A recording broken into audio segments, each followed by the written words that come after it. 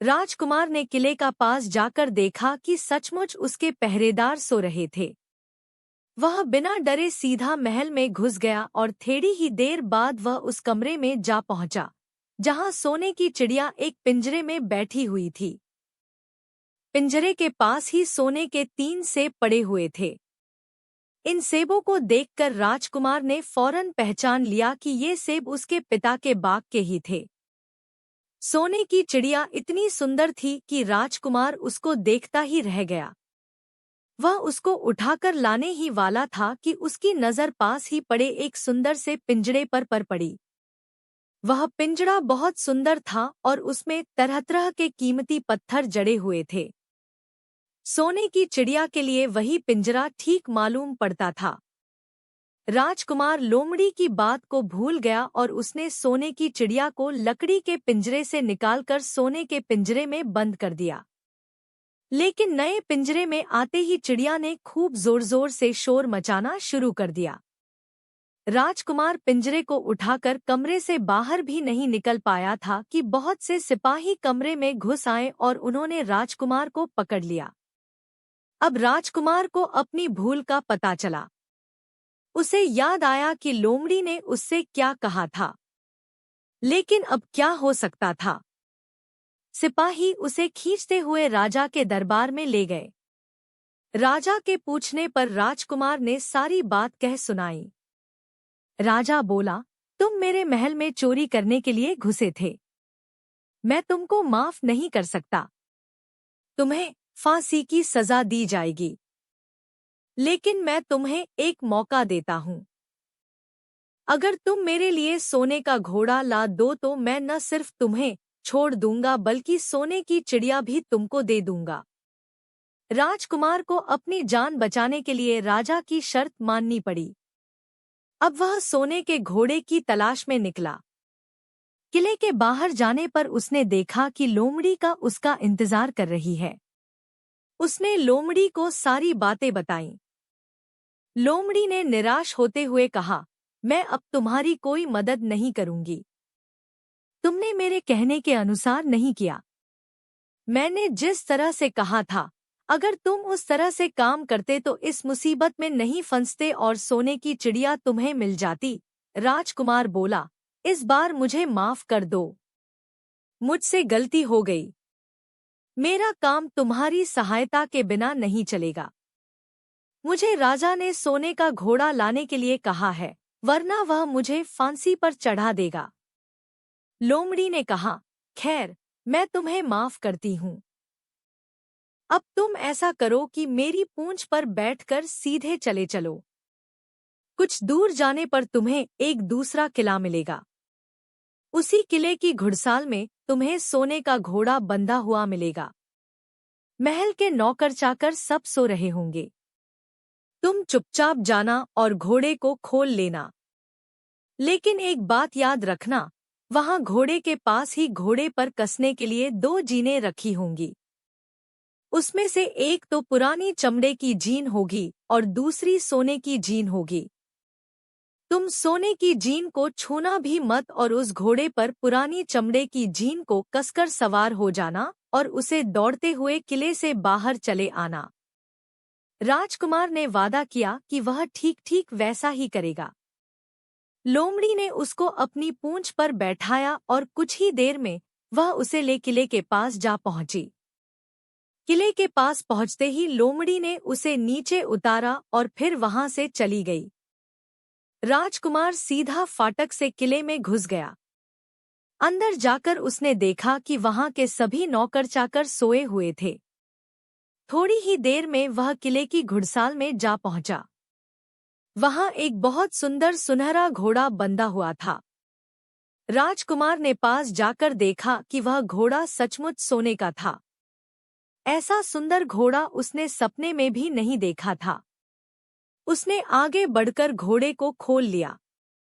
जब वह बाहर निकलने लगा तो उसकी नज़र एक कोने में पड़ी हुई सोने की जीन पर गई। यह जीन बहुत सुंदर थी और इसमें हीरे मोती जड़े हुए थे। उसके पास ही एक फटी पुरानी चमड़े की जीन पड़ी हुई थी। इतने सुंदर घोड़े पर पुराने चमड़े की जीन कसना राजकुमार को अच्छा नहीं लगा। उसने सोने की जीन उठा ली और घोड़े पर कसना शुरू किया। इतने में घोड़ा जोर से हिनहिना उठा। किले के नौकर चाकर जाग गए।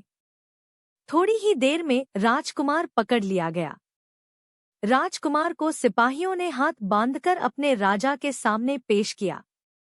राजा ने सारी बातें सुनकर कहा, तुमने मेरे घोड़े को चुराने की कोशिश की है, इसलिए तुम्हें फांसी की सजा दी जाएगी।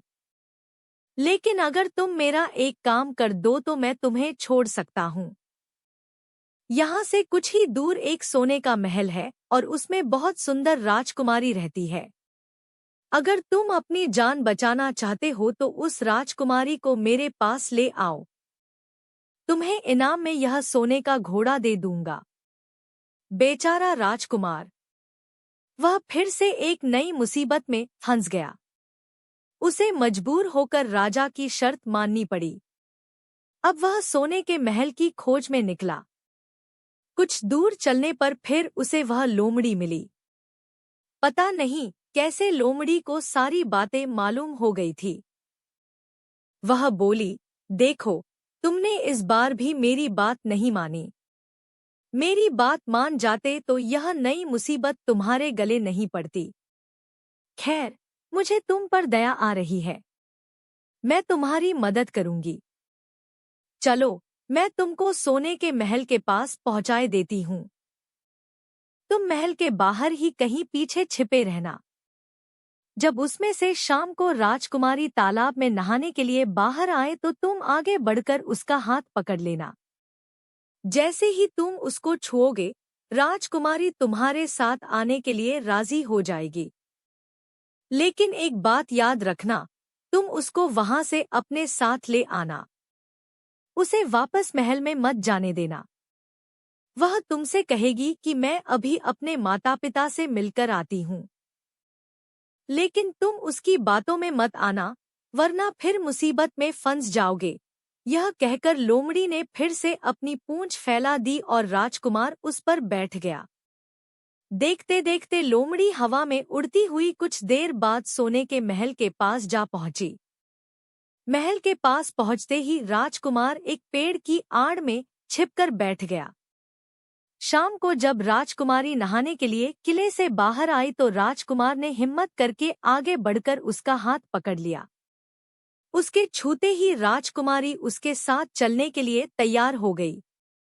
वह बोली, राजकुमार, तुम मुझे जहां भी ले जाना चाहोगे मैं तुम्हारे साथ चलूंगी, लेकिन मुझे थोड़ी देर के लिए अपने माता पिता से मिल आने दो। राजकुमार ने कहा, नहीं, यह नहीं होगा। तुम्हें तुरंत मेरे साथ चलना पड़ेगा। लेकिन राजकुमारी रोने लगी। इतनी सुंदर राजकुमारी को रोते देखकर राजकुमार का मन पिघल गया। अंत में वह राजी हो गया और बोला, जाओ, थोड़ी देर के लिए माता पिता से मिल आओ, लेकिन फिर तुरंत बाहर चली आना। लेकिन राजकुमारी ने जैसे ही किले में पैर रखा, किले के पहरेदार जाग गए और उन्होंने राजकुमार को पकड़ लिया। राजकुमार बहुत पछताया, लेकिन अब क्या हो सकता था। सिपाहियों ने उसे अपने राजा के सामने पेश किया। राजा बहुत निराश था। उसने उसी वक्त हुक्म दिया, इस राजकुमार को फौरन फांसी पर चढ़ा दिया जाए। यह सुनकर राजकुमार रोने गिड़गिड़ाने लगा। इस पर राजा ने थोड़ी देर विचार करने के बाद कहा, मैं अपनी आज्ञा वापस नहीं ले सकता, लेकिन अगर तुम मेरा एक काम कर दो तो तुम्हारी जान बच सकती है। हमारे किले के ठीक सामने यह जो बड़ा पहाड़ है, इसके कारण हमारे किले की सुंदरता नष्ट होती है। अगर तुम 8 दिन में इस पहाड़ को खोदकर साफ कर दो तो हम तुम्हें क्षमा कर देंगे और राजकुमारी का विवाह तुम्हारे साथ कर देंगे। राजकुमार किले के बाहर आकर पहाड़ को देखने लगा। उसके हाथ में एक छोटी सी कुदाली थी। उसकी समझ में नहीं आ रहा था कि इतना बड़ा पहाड़ 8 दिन में वह कैसे खोद सकेगा। फिर भी उसे अपनी जान तो बचानी ही थी, इसलिए वह पहाड़ खोदने लगा। धीरे धीरे 7 दिन बीत गए।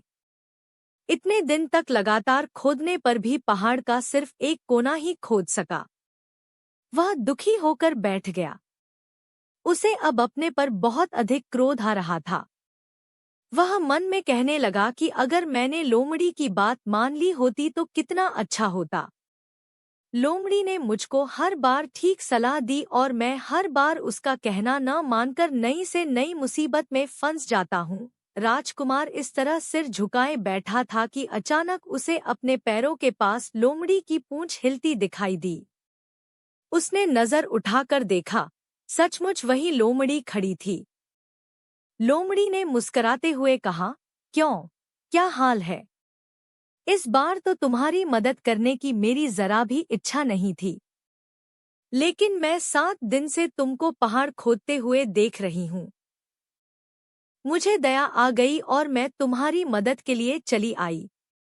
जाओ, तुम बहुत थक गए हो, सो जाओ। मैं थोड़ी ही देर में तुम्हारा काम पूरा कर दूंगी।